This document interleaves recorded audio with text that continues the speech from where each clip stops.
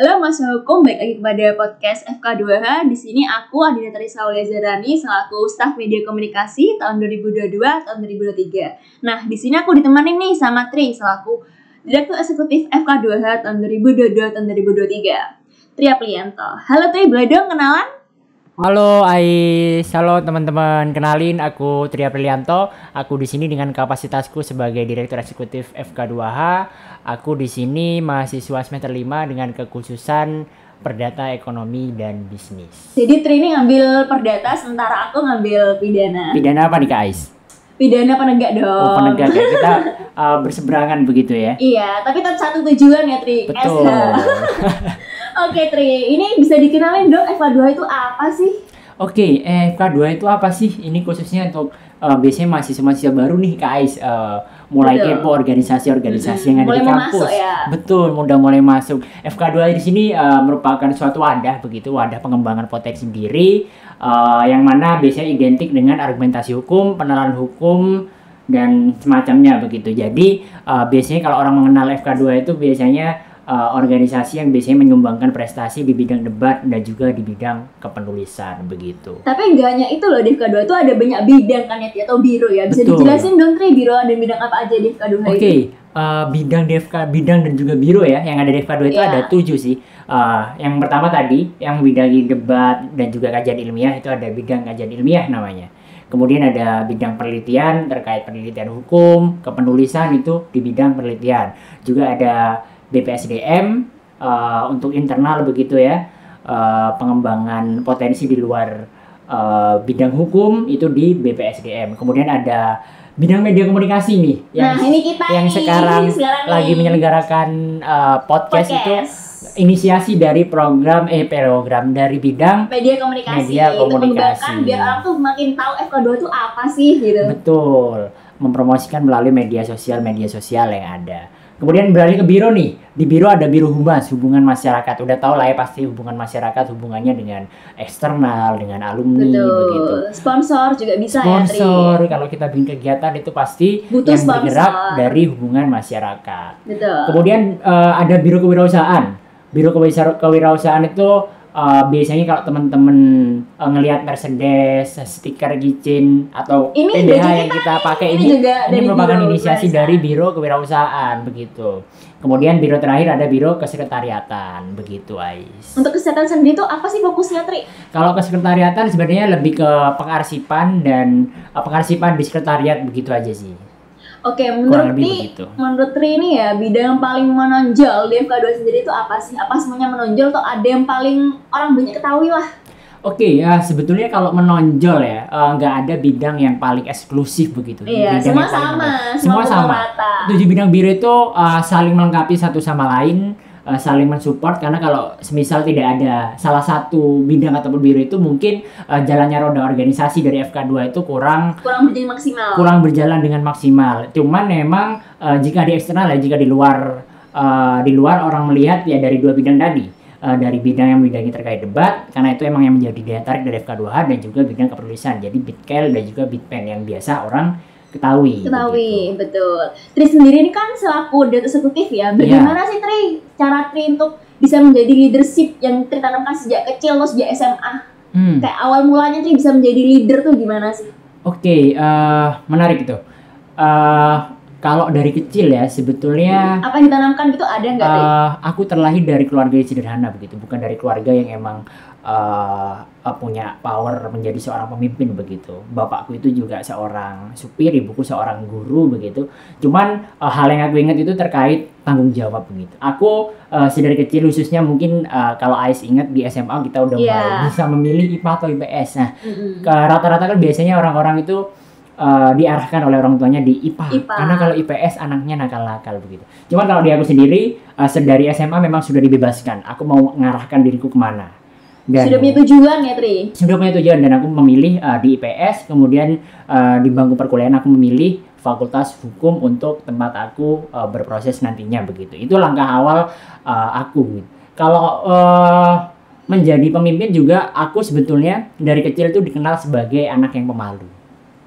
Betul. Kok bisa sampai sekarang Tri bisa jadi leadership tuh gimana dan sih? pemalu. Dan itu awal perubahannya itu di SMA memang. Di SMA aku Mulai berubah ya. mulai aktif di Organisasi? organisasi di pramuka begitu. Aku mulai tertarik di kepramukaan. Kemudian saat itu aku menjadi pemangku adat begitu di pramuka. Kemudian di MPK juga aku sempat menjadi wakil ketua MPK. Jadi prosesnya berawal dari sana. Meskipun saat itu ketika aku menjabat jadi angkatan COVID begitu ya. Jadi kegiatannya emang kurang maksimal. Jadi dari sana aku berangkat tertarik di dunia organisasi. Oke, selanjutnya Tri tuangkan kepada pas kuliah ini ya, Tri ya? Betul, di kuliah pun begitu. Aku awal masuk kuliah itu emang awalnya mencari-cari nih organisasi apa yang ada di FH begitu, karena emang sesuai passionnya Tri. Betul, sesuai passion. Sebetulnya kalau sesuai passion juga lebih ke ini sih, aku emang mau belajar begitu. Karena aku di awal ketika masuk FH itu sebenarnya aku nggak punya basic. Aku nulis, bahkan aku sebenarnya nggak suka nulis. Debat juga, aku juga enggak. Makanya awalnya aku belajar debat melalui program yang diinisiasi oleh FK2H, yaitu debat coaching space. Dari sana aku mulai belajar, oh ternyata seru belajar debat, beradu argumen, seni untuk meyakinkan orang lain. Kemudian aku juga mulai menambah ke dunia kepenulisan. Jadi niat awalku cuman pengen belajar, tapi semakin itu kita kan berkembang ya, Tri. Betul, akhirnya aku berkembang dan berproses di FK2H lebih dalam.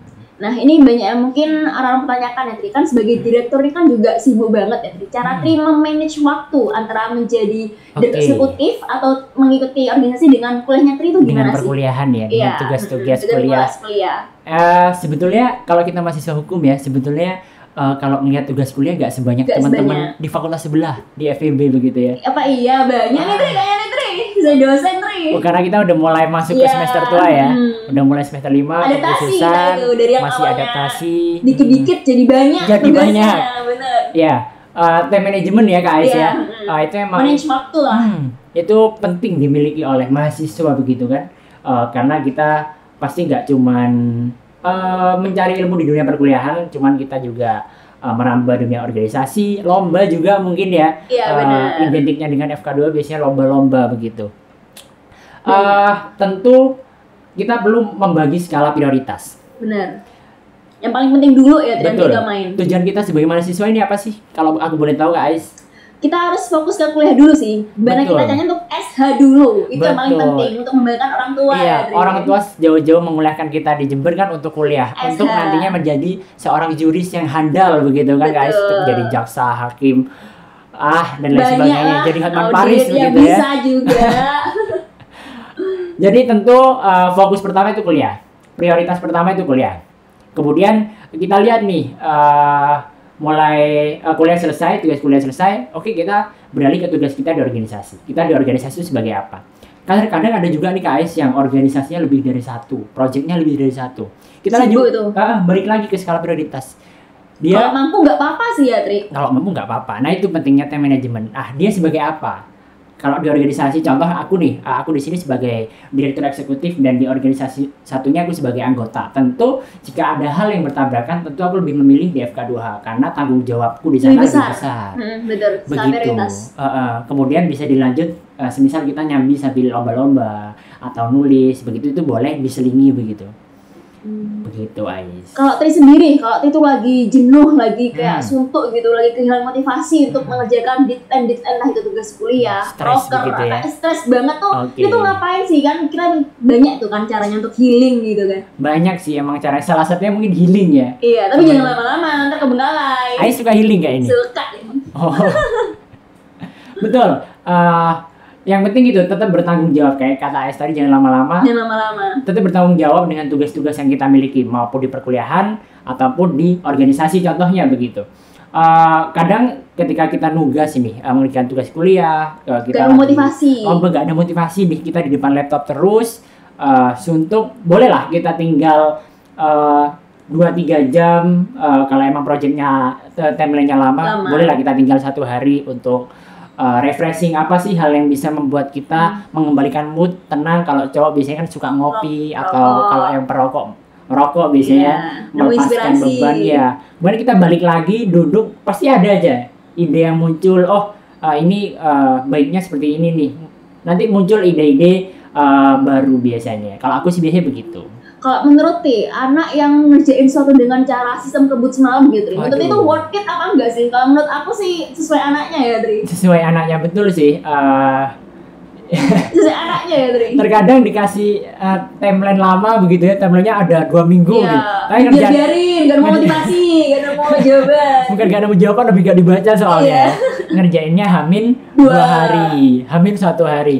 Jadi balik lagi ke orangnya sih, cuman kalau emang kita punya tanggung jawab lebih gak hanya di dunia perkuliahan, tentu itu tadi kembali lagi apa yang perlu kita kerjakan lebih dulu biar ketika di ujung deadline itu nggak numpuk gitu, nggak numpuk kita ngerjakan ini semalam, ngerjakan ini semalam, hanya stres. Yang ada malah nggak selesai, makanya lebih baik jauh-jauh hari. Betul, pentingnya time management. Kalau aku tips dari aku sendiri sih biasanya pakai notes, sticky notes. Bisa pakai konvensional yang kertas ditempel di tempat yang emang kita sering duduk begitu, atau kalau aku biasanya di laptop, sticky notes di ujung itu. Jadi kita urutkan dari kegiatan apa atau deadline tugas apa yang terdekat, itu aku taruh ke atas. Sesuai dengan tanggalnya juga biar kita selalu ingat begitu kalau kita ada tugas, ada deadline di tanggal sekian begitu untuk segera kita selesaikan. Oke, baik Tri. Selanjutnya ini untuk personal branding ya Tri. Kita ini membahas personal branding. Menurut Tri, apakah personal branding di sosial media itu worth it nggak? Untuk orang ketahui gitu. Di sosial media. Tentu itu hal yang penting begitu ya untuk kita sekarang gitu ya. Orang melihat kita, aku rasa kalau aku pengen tahu lebih nih tentang Ais, pasti buka sosial medianya dong. Betul, langkah pertama itu pasti lihat sosial medianya. Ais ini di sosial medianya isinya apa sih? Isinya apa sih? Dia membangun citranya sebagai apa sih? Ais di sosial media sebagai penyanyi begitu, sebagai model bisa ya, juga. Model begitu ya. Itu yang kita bangun di sosial media. Kita mau bangun sebagai apa itu terserah kita begitu. Bebas berekspresi ya, Tri. Bebas berekspresi gitu. Iya, bebas berekspresi. Contoh teman-teman ini nih suka lomba begitu, sering ada sultannya sendiri itu. Ya, ada yang ngepost terkait pencapaiannya itu nggak apa-apa banget. Gak apa-apa banget, justru emang itu memotivasi orang. Itu yang dia bangun, emang dia mencirikan dirinya, itu anak yang suka ikut lomba, suka menang lomba, orang yang sering muncul flyernya di postingan IGFH begitu. Terserah kita mau branding diri kita sebagai apa. Selagi gak merugikan orang lain gak apa-apa. Selagi gak merugikan orang lain, itu baik begitu. Dan juga kalau sekarang ya mungkin kita mau melamar kerja nantinya begitu, ketika kita udah lulus pun mungkin SR atau orang-orang dari kantor tersebut terkadang nggak luput mencari tahu kita lebih lanjut itu melalui media sosial atau melalui LinkedIn kita. Apa proyek-proyek yang udah pernah kita selesaikan kayak gitu. Seringkali kita udah mulai aktif di LinkedIn nih, teman-teman ataupun adik-adik magang. Kan dari situ perusahaan. Ya, biasanya juga teman-teman mencari lowongan itu juga biasanya dari LinkedIn. Jadi membangun personal branding di LinkedIn itu juga penting begitu. KAIS dicek juga kan? KAIS aktif juga nih di LinkedIn kayaknya. Aktif tapi belum isi full saya Tri. Masih mulai membangun ya. Dan itu harus ya. Boleh banget itu. Melempem aja gitu itu jangan. Betul. Harus lebih berkembang lah istilahnya. Boleh. Silakan diupdate. Ikut apa aja nggak apa-apa. Ikut apa aja itu akan memberikan kesan kamu sebagai apa begitu. Jangan diem-diem aja di kreatif. Itu masa emas itu di situ. Ya, masa-masa paling menyenangkan itu emang di dunia perkuliahan begitu. Contoh aku nih sebagai direktur eksekutif FK2H, tentu biasanya di media sosialku ya tentang FK2H begitu, tentang ini nih kita lagi selesai proker ini, kita berhasil mengundang pemateri ini, kita bikin story begitu. Akhirnya orang melihat aku FK2H aktif nih, begini begitu. Itu juga hal yang positif sebenarnya. Betul, itu hal yang positif. Seperti yang dikatakan Ais tadi, selama tidak merugikan dan orang lain nggak apa-apa. Kita membangun branding seperti apapun tuh nggak apa-apa banget. Jangan memberikan perkataan orang lain juga, Adri. Betul. Jangan terlalu memberikan perkataan orang lain, entah itu buruk atau baiknya. Kalau selagi kita happy ya nggak apa-apa. Jangan dipeduliin gitu. Oke, ini terakhir ya, Tri. Satu kata untuk FK2H. Satu kata untuk FK2H. Satu kata. Satu aja nih. Boleh negosi 2, maksimal 2. Boleh nih, kalau satu kata kayaknya agak kurang. Kurang. Kalau bagi aku sendiri ya. 2 kata, Tri. 2 kata untuk FK2H, tempat berproses. Aduh. Emang kita di sini berproses? Iya. Karena dari emang nol semua loh. Karena emang dari awal aku jadi di EVA ya, khususnya di EVA UNED, tempat aku berproses dari awal sampai dengan sekarang aku jadi direktur eksekutif itu di FK2H. Pun begitu, kalau kita melihat FK2H biasanya dikenal sebagai anak-anak yang berprestasi begitu. Biasanya emang dari FK2H. Kita lihat siapa nih contoh Mawapres gitu. Dia dari mana? Dari FK2H. Dia berproses dari awal itu di FK2H, lahir dari rahim FK2H. Boleh bisa aku katakan begitu. Semua tuh bertingkat, GM dari awal langsung menang tuh enggak, semua tuh ada prosesnya ya. Iya, ada prosesnya. Bener banget. Oke, semoga Tri puas dengan kepengurusan tahun ini ya, Tri. Haruslah itu. Dan Tri harus amanah sampai akhir tugasnya, Tri. Harus yang paling penting juga. Jawab dan amanah, Tri. Ais boleh bantu-bantu ngasih kritikan, masukan dan juga saran. Harus juga, kita harus menerima kritik dan saran dari orang lain. Dari manapun. Buat kita tuh biar jadi berkembang gitu. Betul. Jadi lebih baik. Apa yang bisa kita perbaiki? Nah, benar. Selama bisa, kenapa enggak begitu kan? Oke, thank you so much Tri untuk waktunya untuk ngobrol-ngobrol kali ini dengan makasih banyak. Udah selesai nih ya. Sudah ini. Waduh, gak berasa banget. Gak berasa, ini udah berapa menit ini ya Tri ya. Oke, kita mau ini dulu. Apa nih?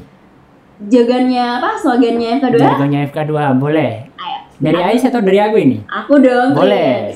Dari hostnya ya? Ya, dari hostnya dong. Oke. FK2 bersama berkarya berprestasi. Terima kasih. Sampai ketemu di episode podcast selanjutnya. Dadah. Dadah. Dadah Tri.